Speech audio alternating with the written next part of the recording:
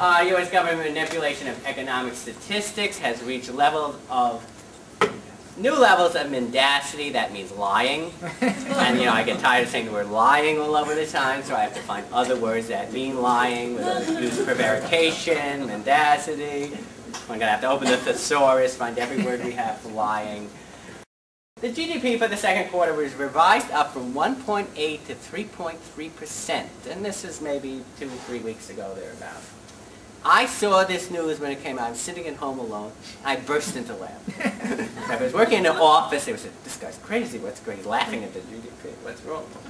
It was so absurd. It's like someone tells you something so ridiculous and outrageous. You just have to laugh. I mean, it's so incredible and unbelievable that they have the nerve to do this. Every newspaper and every financial media outlet has published this and supported this statistic. There are some well-known people that have tried to write opinion pieces and they get published saying, well, here's why this is wrong, and no media outlet will pick it up.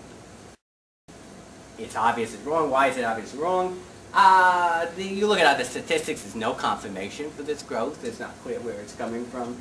And then you look, the GDP deflator used, and that's their inflation rate, was 1.2%. Now, let's look at the other inflation rates. The official CPI figure was 5.6%. That seems to be 4 point something above that. The PPI was 13.2%. These are the official government figures, not the real figures. The real actual CPI is probably around 13%. If you adjust it, then take out all the changes that were made in the 80s and 90s.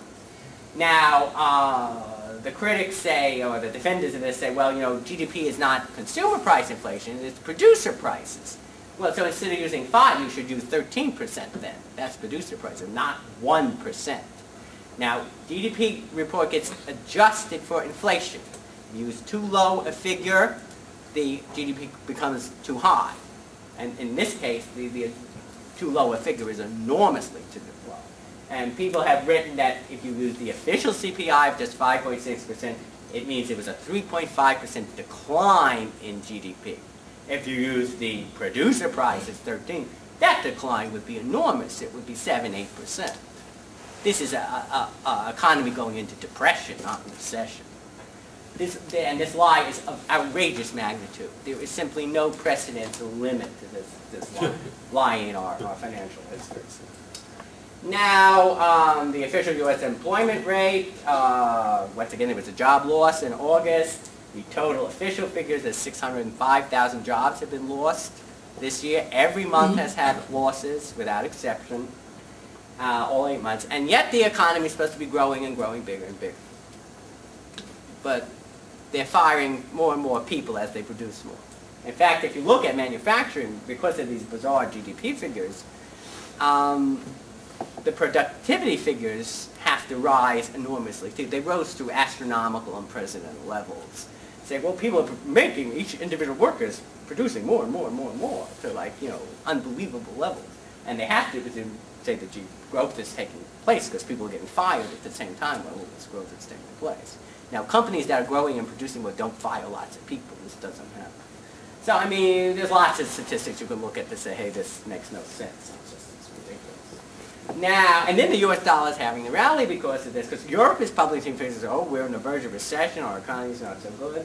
And people say, well, the U.S. economy is growing 3.3%, it's in great shape compared to Europe.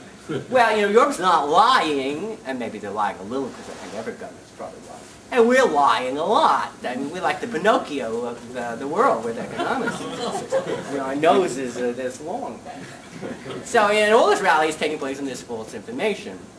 Also, the sell-off in gold, silver, and oil at the same time. Now, in the short term, the market does not have to be efficient. It doesn't have to make any sense. It does not have to trade on reality. In the long term, it does, however. So these are creating great buying opportunities for you.